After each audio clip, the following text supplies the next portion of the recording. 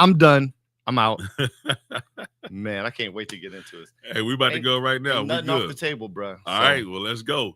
Yo, this is your man Terrence J, and I want to welcome you to another edition of the Last Podcast. And as you see behind me, the screen says Last Podcast 1-on-1, because I know anytime y'all don't see Shannon in this chair, I get the messages. She started getting phone calls. What's going on? Where you at? So she's out of town. She's been on vacation. So, but I wanted to have this guy on today because I'm gonna tell y'all, as far as his story and the things that he has learned along his way is very important. But we can't give y'all everything because there's something coming up on Saturday that we're gonna be at. So we're gonna be at the Lockwood Theater. The Lockwood Library this Saturday, 11 o'clock. And so you should make your way out there. If you know anybody who is dealing with mental health, if you're dealing with it yourself, make sure to come out and see us. Lockwood in Dallas, Texas Library, and it's free. It's free. So yeah.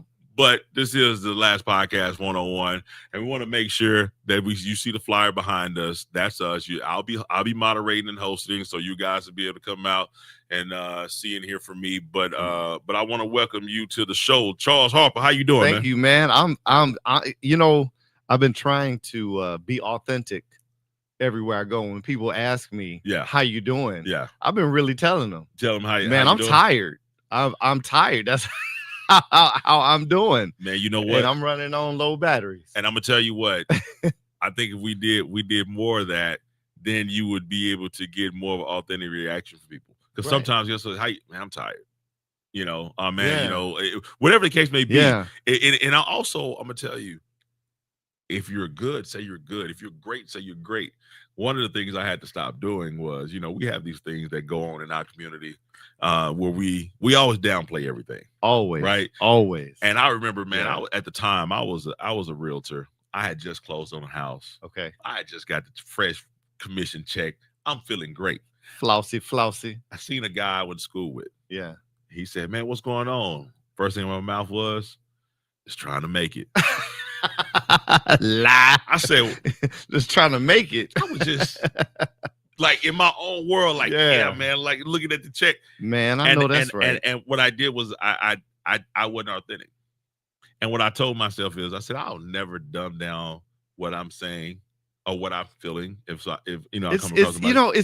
It's interesting the reaction that people give you when you're authentic. Yeah, because it's almost unexpected. Absolutely. Right? And then you'll tell them, like, if I'm tired or maybe I didn't have a good night's sleep, and or maybe the morning wasn't good for me. Yeah, man, I walk in and how you doing? Man, it was a rough morning. Oh, I hope it get better. Me too. Yeah, me too. I'm looking for that too. No, if you come visit me, be trauma informed, because I'm not in that space to just take anything today. I love it, man. I love it. So, man, we want to get into kind of who is Charles Harper for the people who don't know you, and why we even having this seminar and book signing and release. Yeah, man, I'm excited. So it's not just a panel, but it's also a book release signing. We're giving away free books. Listen, you can't. We're giving away 10 free books, and you get free books. Yeah. Hey, so you come on through. You got to be one of those 10. Yeah, I don't know if it's gonna first be 10. First 10. It's the first 10. Oh well, you know what? That means first you can't 10. be on CP time. Now. No, you get there on time. All right.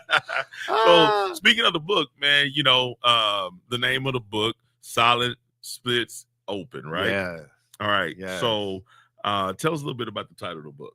So Silent Split Open, it came to me when it dawned on me that a lot of the issues that we face, and I specifically spoke towards men and men of color, specifically, because that's how I identify, and statistically, men of color have a harder time with this. But Silent Split Open is, we're so quiet about what we're going through, just like what we were talking about. We're so quiet about what we're going through that it seems to create almost like social media, where everybody is idealizing who they think they are by who they see on social media, and people don't realize the silence that is resting underneath that. There's turmoil there. So I said, you know what? I'm gonna split this silence open. Okay. I'm just gonna say it. And like I said in the book, I wrote this from the middle. I had just been re-diagnosed with this borderline personality, originally diagnosed in 1998. But back then, again, part of the problem, they told me I had this, and I was like, man, it was in the Navy. I took that discharge paper. I was like, nobody's gonna know about this, and I threw it away because this is how we saw mental health even back then. And so that stigma. I didn't want the stigma. Who gonna want me? Yeah. Who's gonna want to work with me? What job am I gonna be eligible for? You know, my own father told me that, you know, once that got out, and this is before the diagnosis the first time, if it ever got out that I was having mental health issues, he said that would just isolate me, you know. So that's what Silent Split Open is. You know, we're coming out from behind this wall of what masculinity is supposed to be, what a man is supposed to be, and saying, no, I'm human. I just got re-diagnosed with this. I don't know where this journey is going to go now, because everything is different. And I'm just going to put it out there instead of writing this book like, you know, I recovered from this, and I'm in the middle of it right now. Yeah. And so you said borderline personality disorder. Yeah. You just used the word to say I'm recovered from this. We had a conversation. You said there's no recovery from no medication, no medication. Because for schizophrenia, you can take medication. For bipolar, you can take medication. For manic depression, you can take medication. For ADHD, you can take medication. For all these other things, you can take medication. Yeah. And you're saying you have none. None. I could take medication for depression and anxiety, but the rest of so what it is for those that don't know. What it is, the name is kind of a misnomer. Okay. I guess back in the 40s, a psychologist was trying to define the issues people were having, and part of the disorder is a paranoia, and I'll explain that. Okay. But because he couldn't classify the individuals who had what I have, they were a borderline between psychosis and neurosis. Psychosis, okay. And neurosis, right? So what it is we feel emotions really big. Like if, let's say, you experience anxiety because you're nervous for a meeting, that feeling is like 100 for us. Okay. Your 10 is 100 for us. Okay. When I'm joyful, it's 100. And most people would be like, well, and that's why it gets mixed up with bipolar. I'm not bipolar. I don't have that. You don't have that. It's just I'm cooler than a breeze until I'm activated about something. And that's where it comes in. Is like, let's say I was activated last night. I can't come in, and my wife says, she's talking to one of her friends, and she makes a statement. And it was an unresolved issue for me. And I wasn't postured to receive something kind of from left field. Right. And so I'm triggered now. And so the feeling, instead of saying, man, I really don't want to talk about this, or I don't like it, your emotions spin up so fast that if you don't pause, you're going to say something you're going to regret. Got you. So look, in an easy way to put this is when you're in fight, flight, or freeze mode, right? Your short-term memory goes away. Your body's thinking about survival. Either I'm going to fawn, I'm going to attack this thing, and so that's what my brain does. Okay. It does that by itself. It'll do it if I'm sitting here. My heart can just start racing 100 beats a minute, and just without a subconscious thought can trigger it. Oh, so nothing has to be going on. Nothing. And so I've gotten to the point. You have to. If people who have this, if they don't tune in, and this is what we were talking about earlier with the bigger part of emotions, if people that have this don't tune in to what their body is experiencing, it will pour out.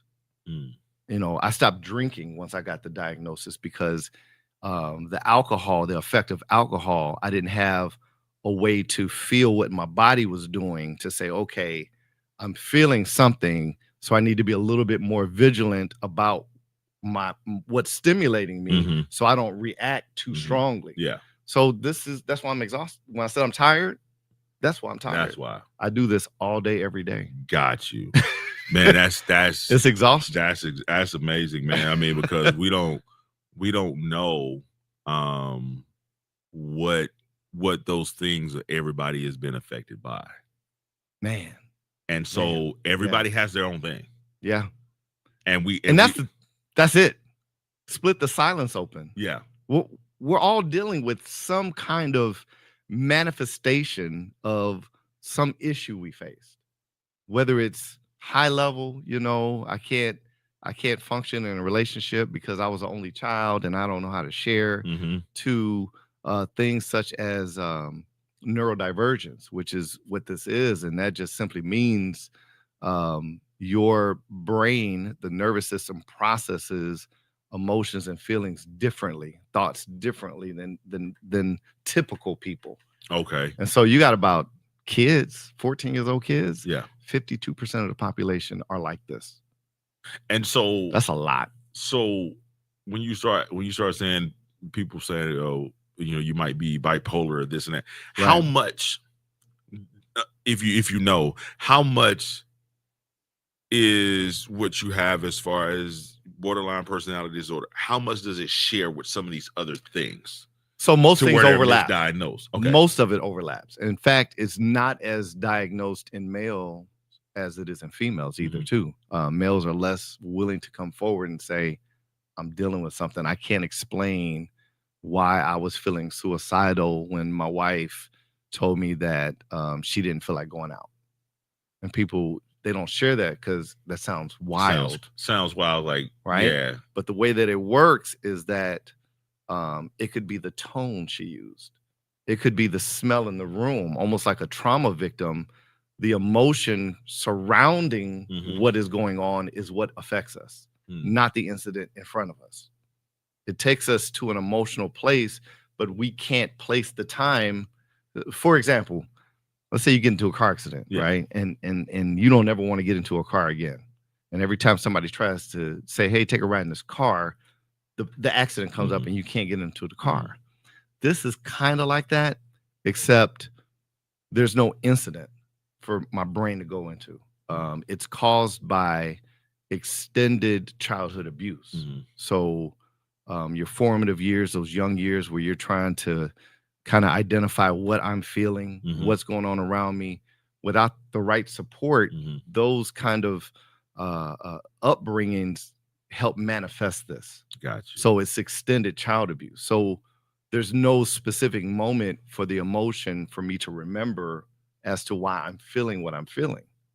It's just not there. There's nothing to tie to. No. So it's almost, you're usually grasping for straws, like, because usually human nature, we want to attach something to something. Something, right? And so now when you there's nothing around. Welcome to my brain. Wow. All the time. So I give you an example because I'm very transparent. Last night, I was telling you I got activated. And part of it is impulse control. We tend to not have good impulse control. So we'll say things that are damaging because our brain can't consider the consequence before we feel the urge to say it or do something. Right. And so last night, my impulse, I manage it very well. But my impulse, and it gets on my wife's nerves, I love you, baby, is that I got to come back and say how I feel because I'm learning to advocate for myself now. Oh, okay. Like I felt hurt by what you said, even though I know you didn't intend to hurt me. I'm learning how to, it's crazy, I'm 50 and I'm learning how to advocate for myself. But so I did that, but the way that I did it, I was stutter stepping. And she's like, what? I could hear her breathing hard, like, oh, here he goes. Because it's a cycle. And so once that process happens, everything is cool. She lets me air it out. I still got more processing to do.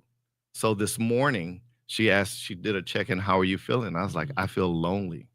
I was just empty inside. This is part of it. And then what happens next is I'll either cry or it's some kind of release will come out and then I'm fine. And it's like, holy shit. So, the funny thing about that is this, for men in general, I've often said the way we're taught to go through battles, it's, chin up, chest out, go through it, right? Yeah. A lot of times ladies like for us to explain what we're feeling in the moment, and we can't. Most people can't. Yeah. Yeah. And so the thing is, we definitely can't. What I always say is, a man usually does not need to talk during, Mhm. but we need to be able to decompress. We got to process. And so if you give Yeah. us an opportunity to decompress and say, and so this is the example I gave my wife. I said, All right. listen, somebody comes and they're at our front door in the middle of the night. Yeah. I have to go right into We that got mode, guard right? mode. Yeah. Yeah. Doesn't mean I'm not scared. Come on. Here's the thing. There are two people in this house. One person can be scared. One person can't. One person can. And that's me. Yeah. But while I'm going through this process, and then we find out that it was an accident, it wasn't nothing. Yeah. And then guess what? When I come back, I need to be able to say, I was scared. You didn't see me scared because the way I was acting. Yeah. But if I can come back and decompress and say, man, I didn't know. I had gun in hand. I was worried. I was trying to make sure, and I was fearful of what could happen, what the situation could be. And I'm glad that it's not. And if we can decompress after, it would allow us to be able to have our nervous system calm down. I think you hit on a big thing. And we call that a safe space. Mm-hmm. Where am I safe to be unguarded? Yeah, because if you come back to some people and say, man, I was scared. They'd be like, you better get your little weak. What? Scared? But you know what? When we talk about heroes, and we just passed 9/11. Mm-hmm. Yeah. All those guys running into that building while everybody was running out, they were scared. Oh, absolutely. But you have a job to do. I think, and when we take this, why is it like that? Mm-hmm. I love to talk about, I love to hear about what's going on, but I like to understand what makes this possible. Mm-hmm. And we got to go back to this construct that has been to a large degree the fault of males. Mm-hmm. Males created this construct that we have right now for the means of gaining power, controlling land, controlling wealth. And so these gender roles, prior to England and monarchies and so forth, the assigning of this is your job because this is your gender, that didn't exist a whole lot. In fact, if you go back to Native American and chiefdom societies, almost like Avatar, the movie Avatar, you got the war chief, the husband or the king is in charge of defending and protecting because we're bigger. Mm-hmm. But who was leading them? It was the mother, the woman, the spiritual leader. Mm-hmm. And so over time, because we got away from the spiritual thing, the spiritual union, and everything became capitalism, money, and how can I get ahead? Well, now I got to protect everything, so I need a man because they're bigger. Mm-hmm. So now the man is, because he's protecting everything, he feels he has to control everything. Mm-hmm. And I think that's where we lost it. Like that need, I have to control so I can establish my worth. I have to project power. Mm-hmm. I have to project wealth to establish my worth. And so I think that lane caused us as males to move into the space of we are a thing versus we are a human. Yeah. Because we definitely, I believe that we have this, and like I said, whether we cause it or whatever the case may be, it's more about what we can produce right now. Yeah, it's more, and this is a conversation I actually have all the time at home. Is I was like, there's no space for unproductive man. And so back and forth, my wife was like, well, like a house husband. She was like, you're more than that. I said, okay. I said, the only reason that I was chosen as your mate is because of my production. I said, if I had no production, you didn't care about my personality, my sense of humor, my wittiness, none of that stuff. It was production. I said, all that came secondary.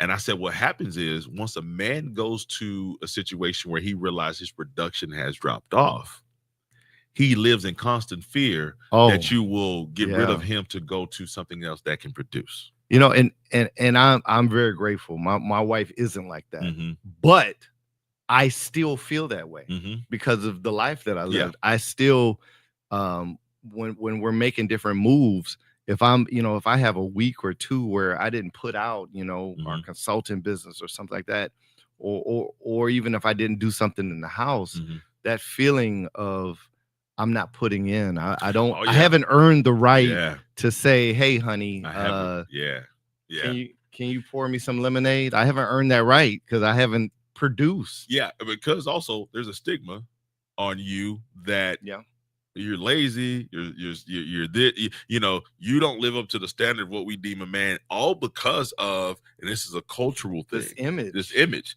And Yeah. I went to a male's brunch. Okay. Right. Okay. Such a beautiful thing. They Yeah. had the men come out. They said, listen, we have ladies who have volunteered to serve you guys. Just come in, mingle, network. We are Right. here. Okay. Do you know most of the men couldn't allow the women to serve them? Why not?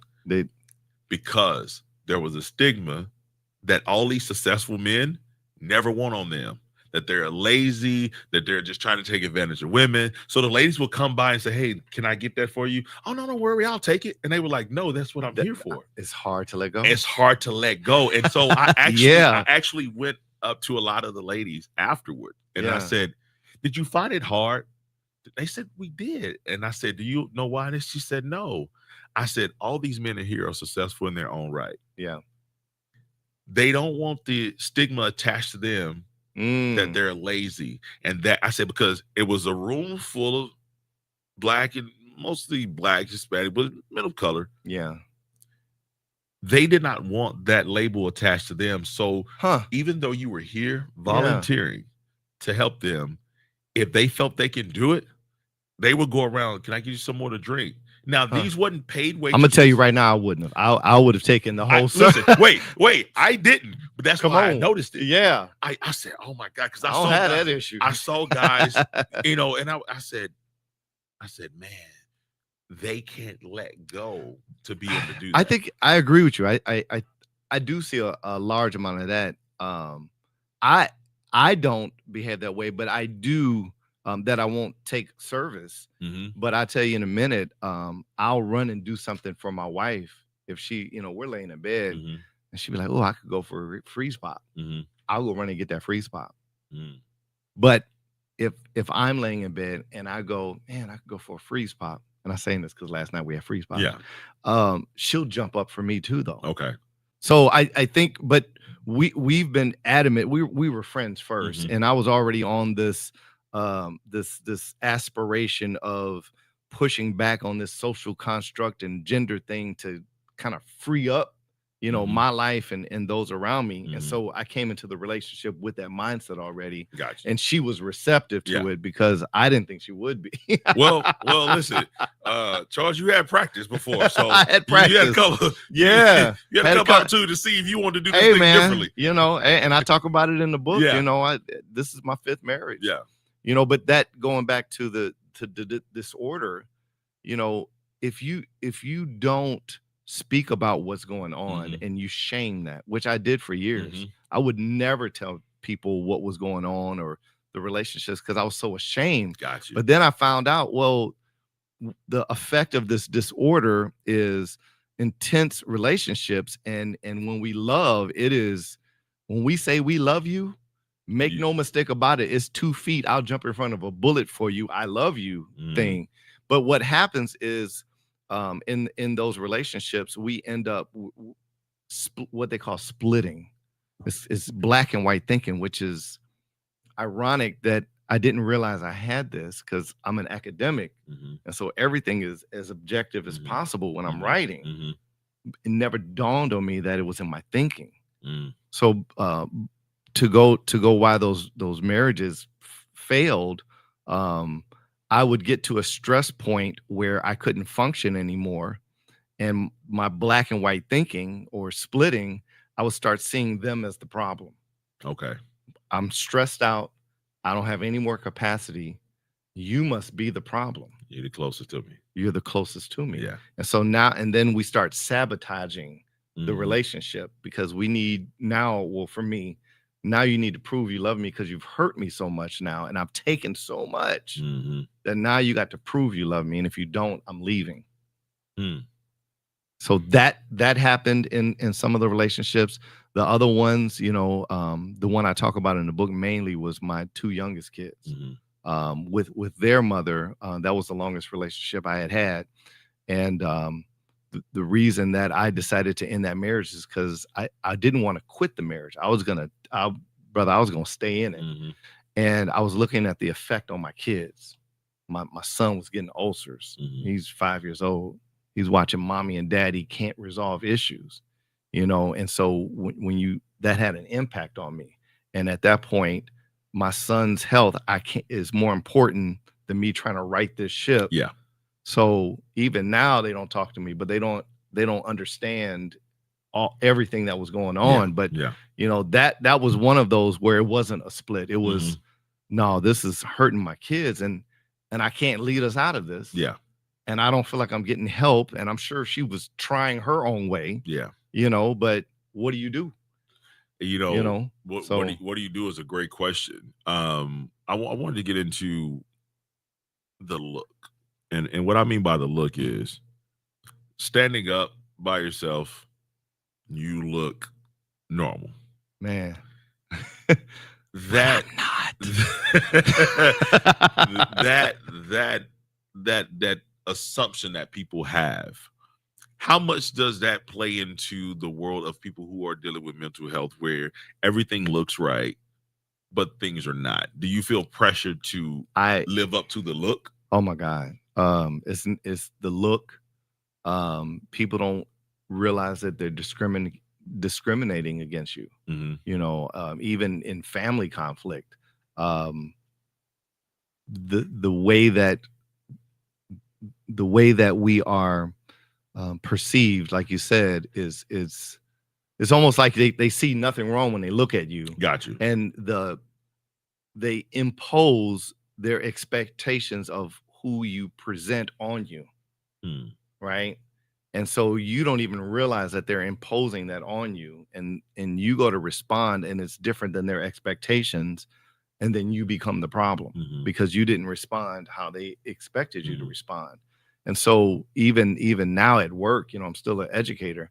And even with an accommodation, people it's not present of mind that I have a disability. They presume Harper can just do everything. And I'm just, and I have to tell them, like, I think I was confronted by an assistant principal the other day about something small, and the way that she confronted me, it triggered me. And like, I started shaking, my hand started shaking. I had to walk away from her, and she didn't understand. And I'm thinking, well, we just had a meeting 2 weeks ago and I explained, some of the things that are difficult for me. And that was one of them. It's not her fault. She forgot. She's got 1,000 things on her mind, right? But that when you talk about perception, the perception is you just got it covered. And then when something happens, you have to deal with their, they didn't get the expectation served to them. Oh, okay. Right. They didn't get the guy that was supposed to just be smooth in that situation. Instead, they got a guy that was, instead of going into a rage and angry, which I used to do before 2018, I go into a retreat now. I go into a pause. I start to stutter a little bit, but I'd rather have that than the anger side. Most definitely. But yeah, the perception, especially as a male, tall male, I was blue collar for a while, Navy vet. Now I got the degrees and I'm doing that. So the perception is kind of, you're this. They don't see me when I'm in my bed crying and I'm asking my wife to cuddle me because I'm just feeling empty and I got nothing left in the tank.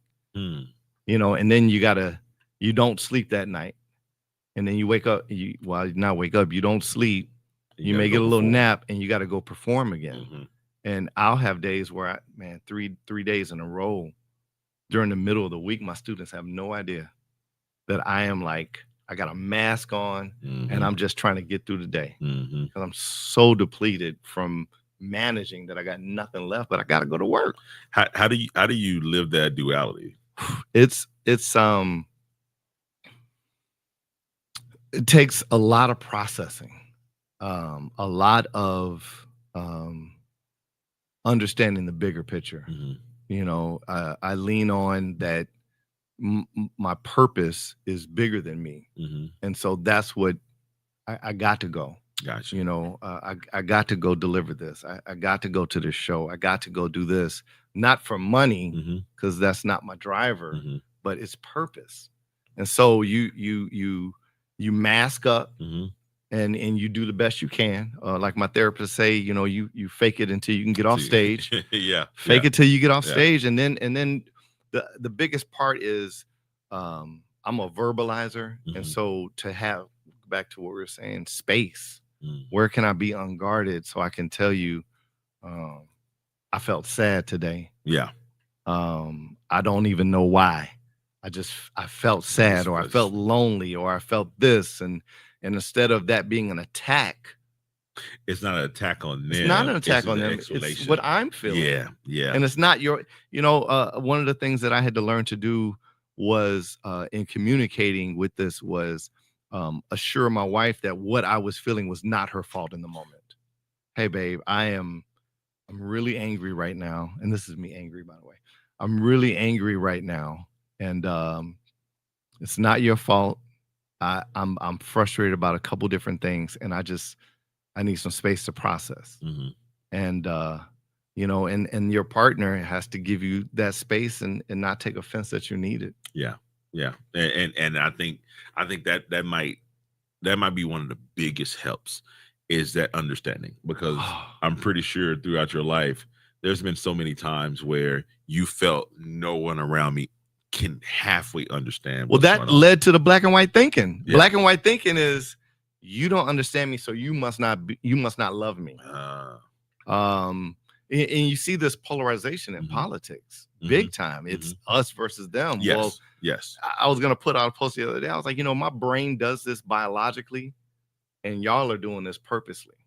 And if I can be accountable for my black and white thinking, yes, and it's something I can't control, I have to catch it after and say, oh, that's not right. Oh, I'm thinking this way, and I have to do all this work. Yeah. And y'all don't have this. Yeah.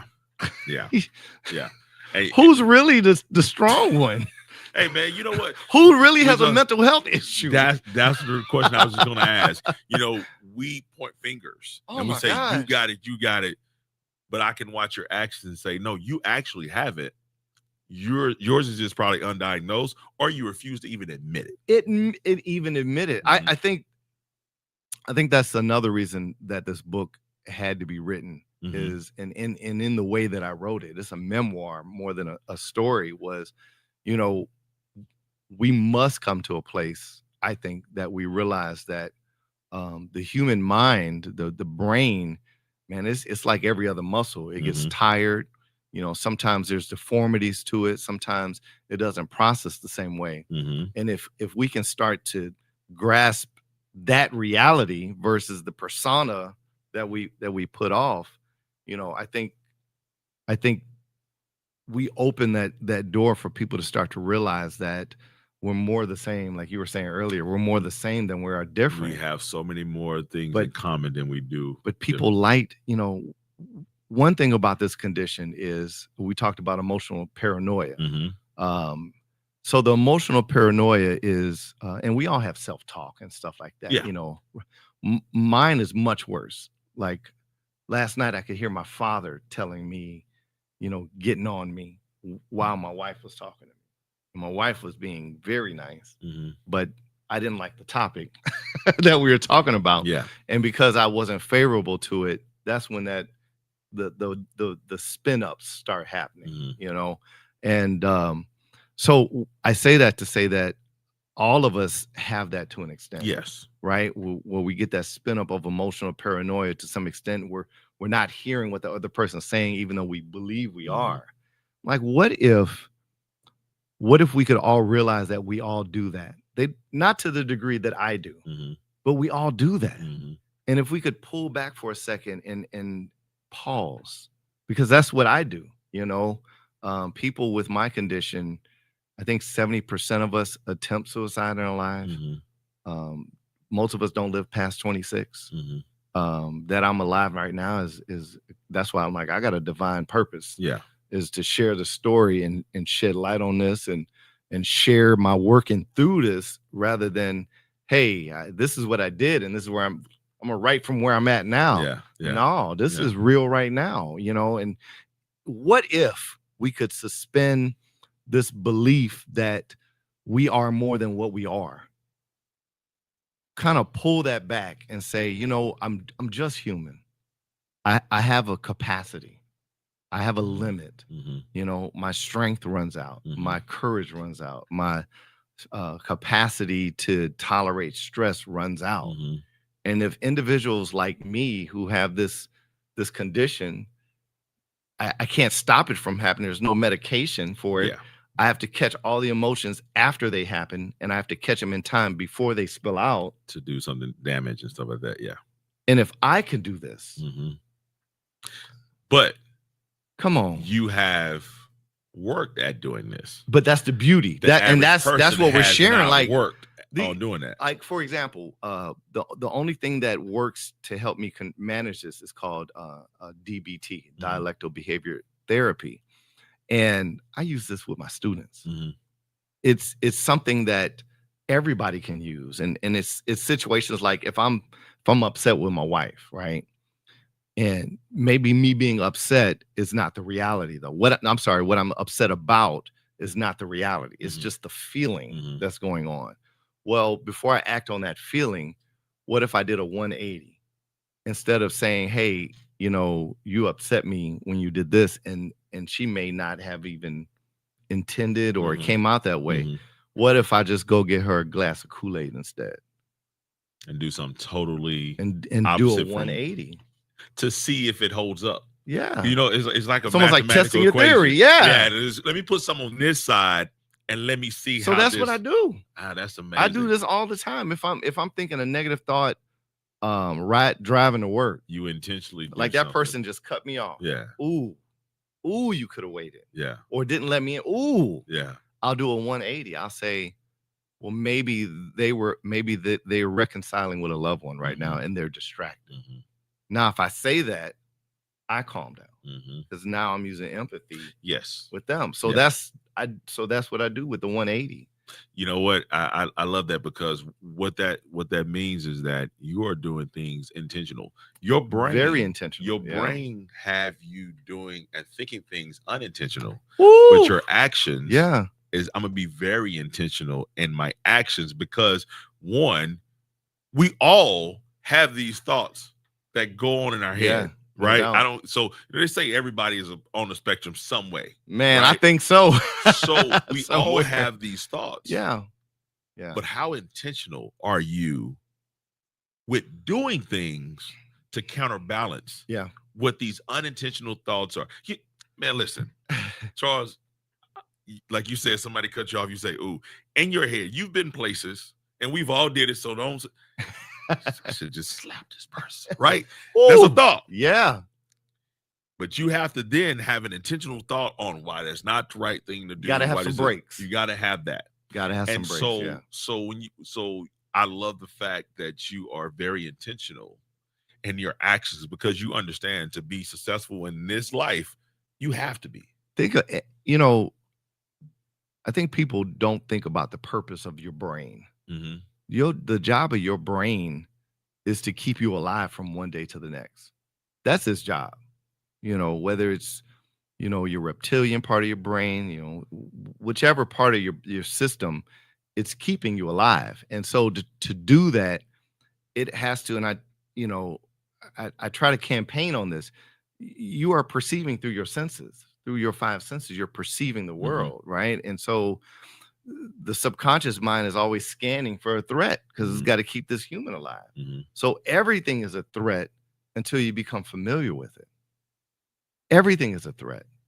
Black people are a threat to certain racial groups until those groups become familiar with Black and specifically Black men. Asians are a threat to, in America, when you speak about, you know, mathematics, that's a stereotype, right? They're the threat until you get comfortable with people who are Asian and you're like, man, I know more math than you. What was I fearing? Right. And so I think that goes to why I say if I can manage this successfully enough, I'm not good yet, but successfully enough, if I can manage this, and this in my condition is all about impulsivity, high emotions, Mhm. and I can learn, I can't stop it. I can't stop the impulsivity. I can't stop the big emotions. I have to just be aware that they're coming up, Mhm. and I have to do the work of saying, is this real? Mhm. Is this something I'm just reacting to? Am I safe? Let me ground myself. Am I safe? Yep. I got money in the bank. Yeah. Yep. Thank God. Yeah. My wife is good, kids are good. So what I'm feeling is really just in my head. So let me do a 180. And Let it me forces you to be present. let me go do something. Yeah. Yeah. And that's the work that I do. Yeah. And- So and I want to ask you, while we are here talking, like, does any of this, having a conversation about it, going back through some of the stories, does any of that I don't want to say trigger, but does it Activate me? activate Sure. you? Yeah. No, strangely enough. It 10 years ago it would have. Mhm. But now that I understand this condition, I was listening to a psychologist. He said people with borderline personalities are very interesting in that we can't control the impulsivity of our thoughts, but what we can do is explain everything. Mhm. People who are borderline tend to be very intellectual. Mhm. I didn't know this. I grew up believing I was dumb. Yeah. And then I went to work for a company, and I had to take an IQ test and a personality and all that. And my IQ was 130. Yeah. I was like, what? What? It's what? I'm smart. Where was that? Yeah. But we can explain what's going on and almost in real time, but we can't stop the impulsivity from the extension of our thoughts. So yeah, I can rationalize our conversation, and I can talk about everything in my childhood without getting weepy. But if I go home and I sit in my bedroom and I'm in my vulnerable space and something comes up, I might sit there and cry. So Yeah. I also wanted to talk about the aspect that we talk about this issue earlier. We said, no medication for it. There's Yeah. you told me something about there was actually a different size of a part of your brain, like that they can actually track that. Yeah. It's not the normal size. So the amygdala. So because Yeah. again, when I talked about the look, Yeah. we're looking at you. You're tall guy, Man, guy, if they could look into my brain, but literally, it is not the size. I think you talked about something about the electrodes. It doesn't fire the same way. It doesn't fire the same way. So my amygdala is a different size. People with trauma, from what I understand, people who experience traumas, especially extended traumas, their amygdala changes size.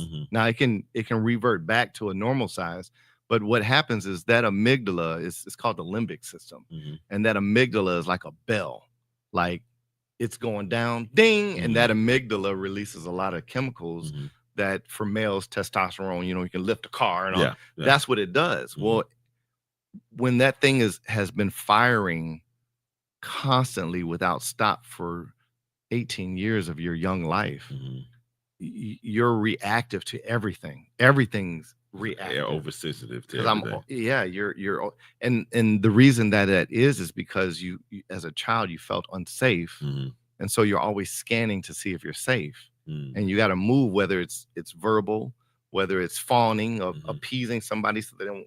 As a child, I think it's called toxic stress syndrome. Okay, you're just on high alert all the time, and it kind of, I want to say in a very blue collar way, it reconstructs your nervous system. And that's where you get neurodiversity. It's autism is a neurodiversity, ADHD neurodiversity, schizophrenia. It's just simply a way to say that your neurological functions are not typical of the rest of the population. And what that produces is, for people like with ADHD, right? They burn out in the workplace. They're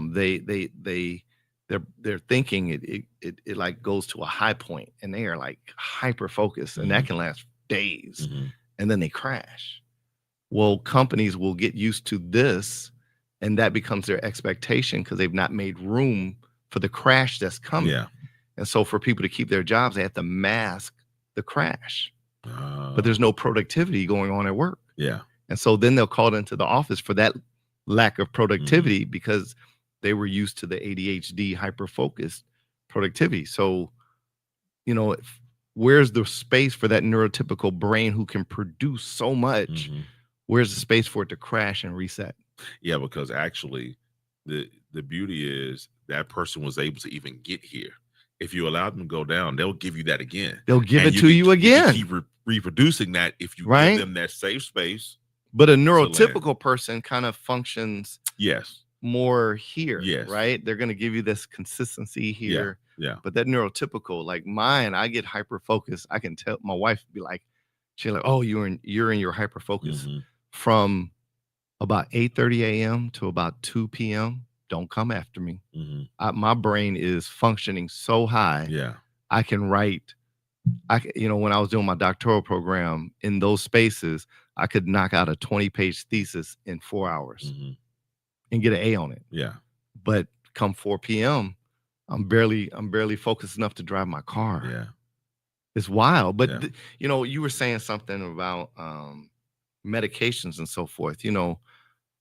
There's parts of me that believe that how society is both created these type of brains that I have, and it also doesn't make space for people who are different thinkers, especially in America. 1619 Project, they were explaining how even chattel slavery, the productivity of it, how they determine profit margins in that model is still the model we use today. The 40-hour work week. We monetize our value into hour blocks, and so society, especially Western culture, is not set up to accommodate brains that function differently. But what if we could? What if you had ADHD and your work schedule accommodated the flow of the efficiency of your brain? My wife, she has ADHD. When she focuses, she can't even hear me in the room. I can be talking directly, and babe, you don't exist. Babe, and I don't exist. Yeah. Well, at first I used to be offended by it because I didn't, even she didn't know she was dealing with ADHD. But, when I learned about it, now if I see her staring at something, I'll wait until she sees me, or I might not even mess with her. But I'm accommodating. Yeah. Yeah. I'm accommodating who she is and who she is. And what if the workplace could do that? Oh man, but you know what I'm gonna tell you, before we can get the workplace to do that, we have to do that on a person-to-person basis. And that's why the other book, Between Me and You, is out, because that's what that is. Right? The biggest space, the biggest cause of, if you're talking work, the biggest cause of inefficiency is interpersonal communication. How do we engage one another? How do we perceive one another? This DEI thing became a civil rights issue, and it shouldn't have, because that's not what it is. Yeah. You included me. You practiced DEI. If you want to be, right about it, you're going to be hosting the event that my company's putting on Saturday, and I'm on your show today. That's inclusion happening. You accommodated. Hey, we're doing this event Saturday. Let me accommodate. That's all inclusion is. And so when we talk about improving the workplace, statistically, people who go through trainings in the workplace, if they don't use it, what they've learned outside of work, those skills go away. Absolutely. Or they compartmentalize your it. Daily but life. what if what you were learning was applicable in your personal life? Which brings to a point to what I'm saying, from what you're saying, I believe if the training actually got turned around and say, we're not going to train you how to operate here. We're going to train you how to operate outside of here, because you will bring in here how you operate outside. And most companies say, we're going to train you how to work here. This is what our company was. This is the culture. Yeah. So when I started doing testing out the model, because that's what Harper Roney Consulting does. This is literally what we do. And when I was testing out the models, I was like, how can I deliver this and have them be geared to practice it outside of the work without contextualizing it that this is a out of work practice thing? Yes. And so the way that it's delivered is we take comparisons from our personal life and equate it to the workplace. Mm-hmm. And we normalize it and help everyone to understand that relationships are just relationships. My relationship with my wife is different than my relationship with this friend over here, Yes. or this female, or this male, or this priest.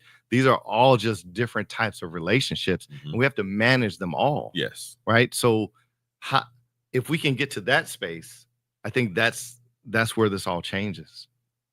I love it, man. And so as we're talking about the event on Saturday, tell us a little bit about the event on Saturday, man. I can't wait. So Dr. Myrna Dartson, a clinical psychologist here in Dallas, and she has a pretty big name out here.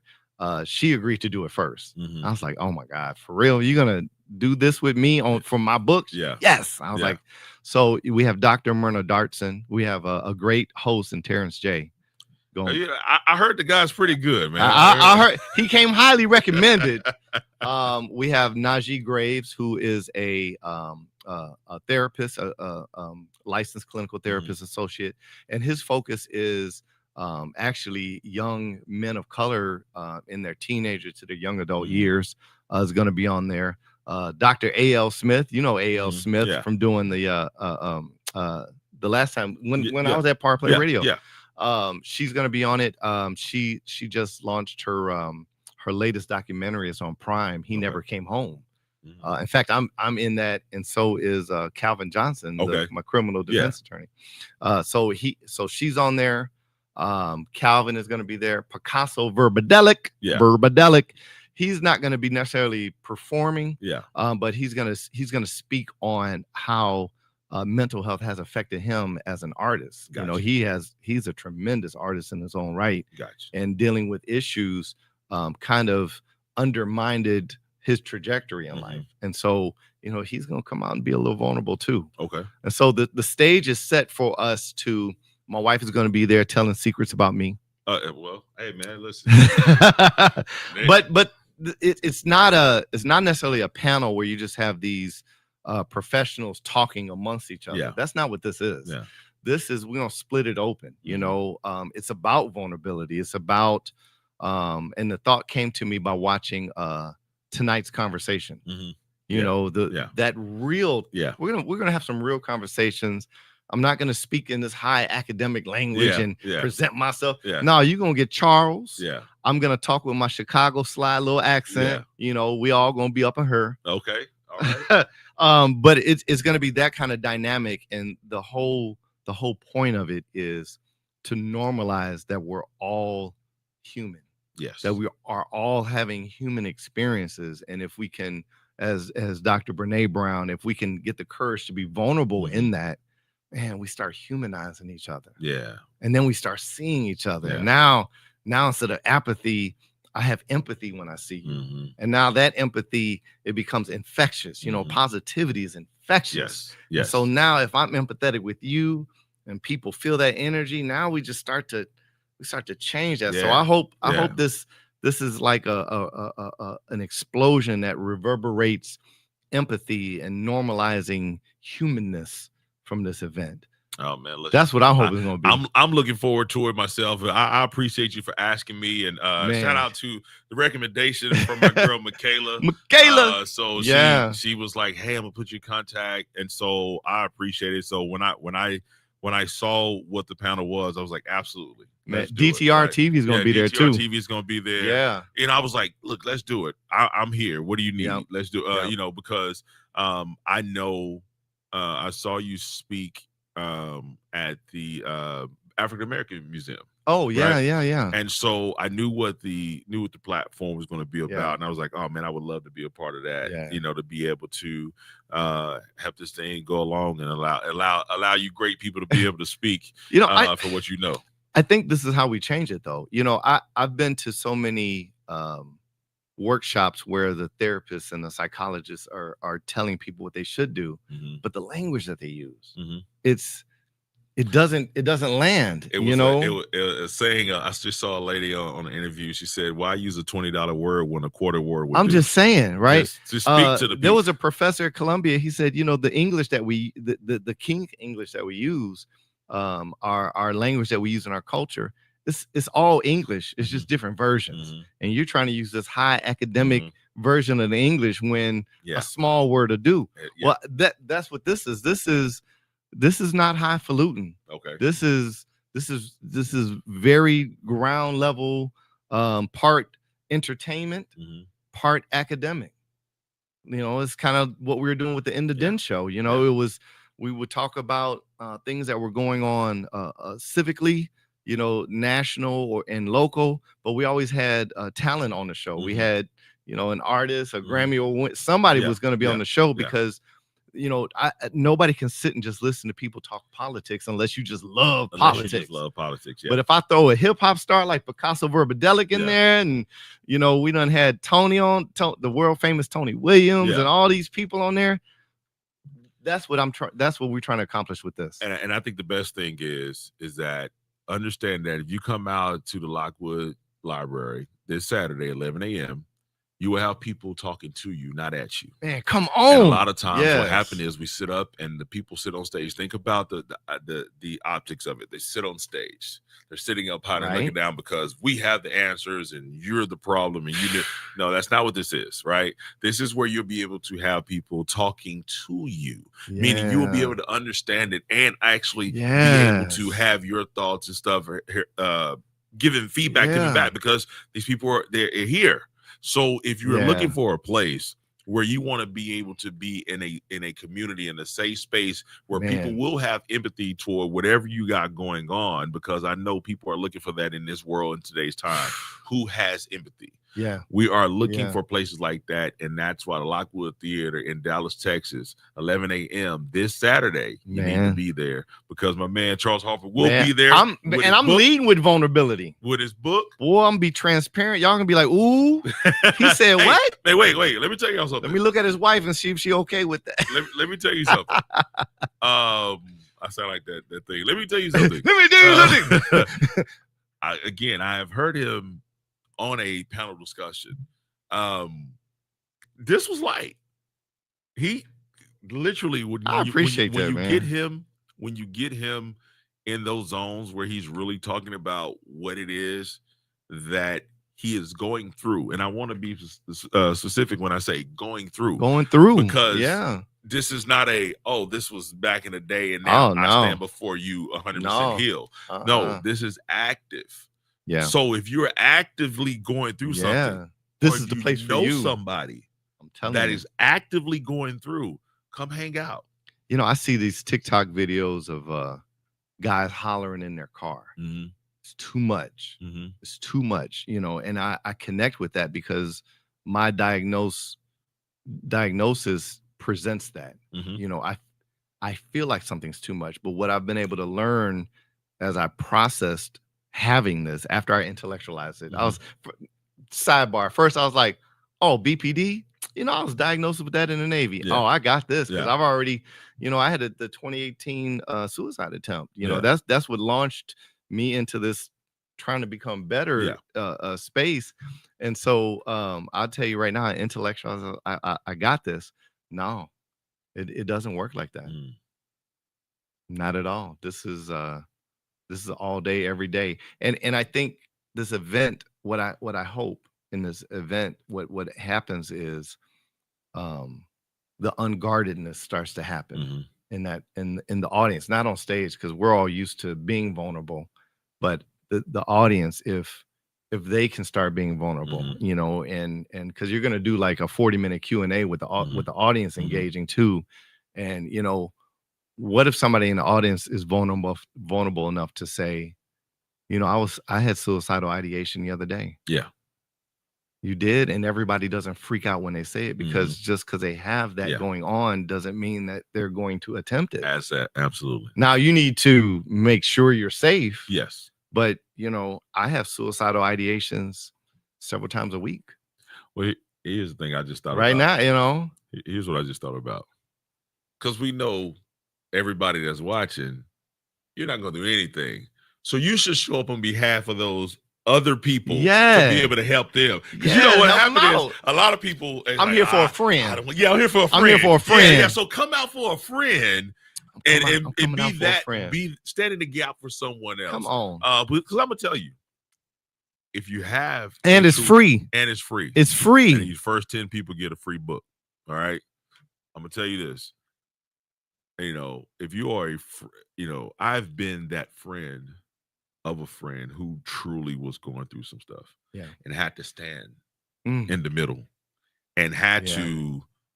to ask, hey, if I call the suicide prevention hotline, will you stay on the phone? Because I didn't Yeah. trust that they would do it. I know that's right. And when Yeah. they called and said, I need help. Yeah.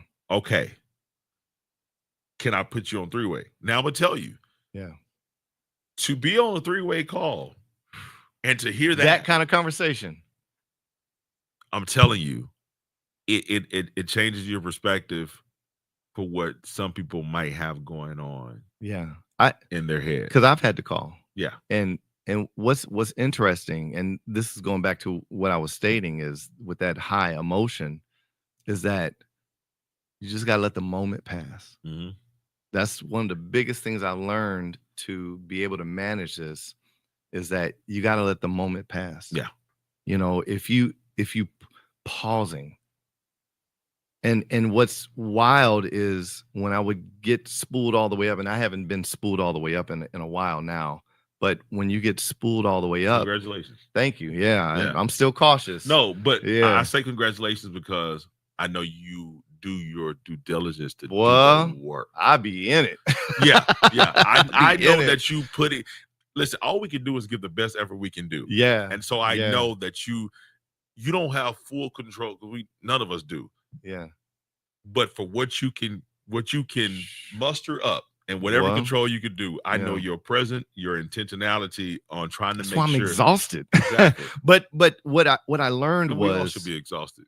'Cause yeah, we all need to continue to do the work and be present. with those high emotions, you know, even calling 998, it's not like they're doing magic. What Mhm. they're doing is allowing you to share Mhm. and say, and they're just validating. Mhm. That's it. You know, we get these thoughts spun up in our head that become not reality, but they feel like they're reality Mhm. because the emotion is so high. And that's what I experienced with the emotional paranoia. You know, it's almost like my dad is really in the room. Mhm. My mom is really, the person who hurt me is really in the room. And Mhm. they're in my head like we're talking now. Yeah. You know, that's so. But what breaks that, what calms everything down, is the share. And it goes back to what you were saying. As a man, can I come home and just share without judgment? Mhm. Because I don't even know what I'm thinking until it comes out my mouth, so I can Mhm. hear it. But once I hear it, I can be like, okay, no, that's wild. I don't, Yeah.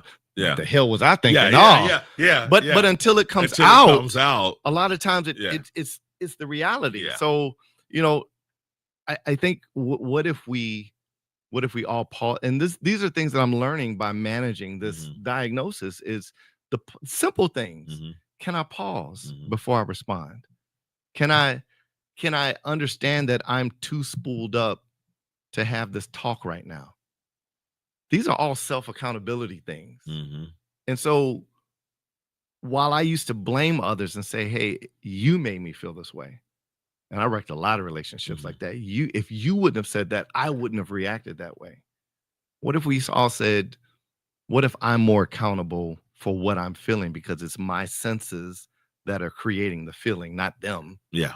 They're over there. Yeah. Unless they punch me, they're over there. Yeah. What if I got accountable for it, and before I said something with that feeling, I paused Mhm. and processed that first? Because you know, what is it? One of the DBT things says, does it need to be said right now? Mm. Is it relevant? Yeah. Yeah. Or is this an impulse that you feel a necessity to make you gonna hear me? Yeah. You gonna hear what I start You gonna snatching start hands. grabbing You hair, gonna hear what I got to yeah. say. You know, that may not be the best time to share what you got to say. True. You may have to say, you know what? Let me come back to and I'll tell my wife I got to process. Mhm.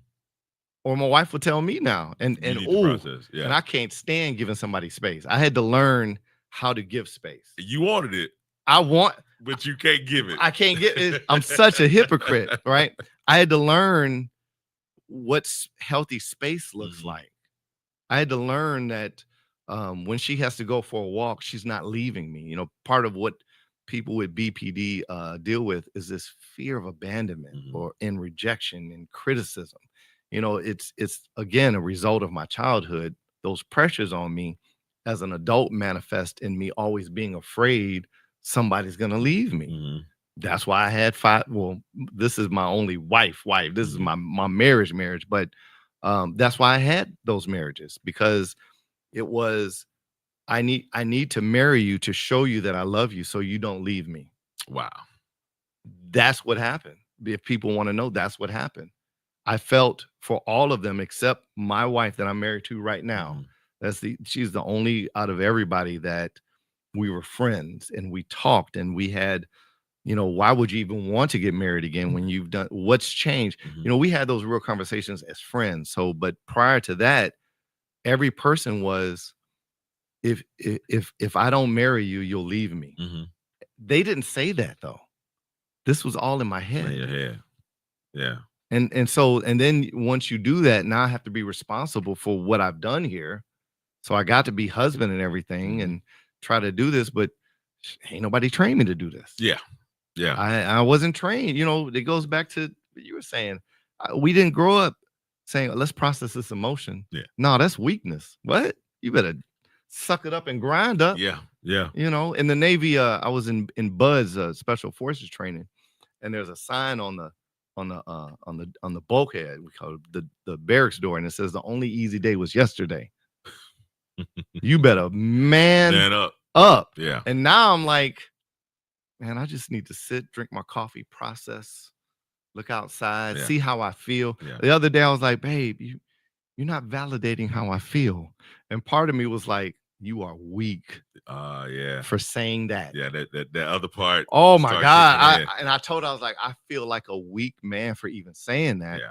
But I also am trying to learn how to advocate for myself, because as a man, I've never have. But also, I'll say this. For my feelings, advocacy. That your weakness for your wife when you do that is for the strength of the marriage. Man, she says it's a turn on. I don't know. Yeah, but watch this though. If I don't tell you you're not validating my feelings, then what happens is I cut you off. Start resenting you, and then I start going the opposite way. So you have to, that thing that in your head that you say, man, I sound so weak, but I have to in order to create strength over here. I have to.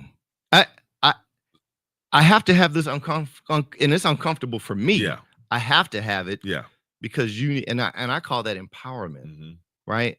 I'm gonna always empower my wife. My wife. There is nothing about me my wife doesn't know. I have had every difficult share, processing. There's nothing she doesn't know, but we made a commitment. I'm going to believe everything you say, period, and vice versa.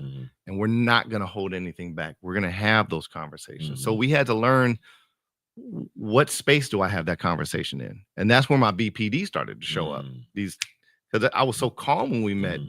These activations I have or have been having, they're more recent.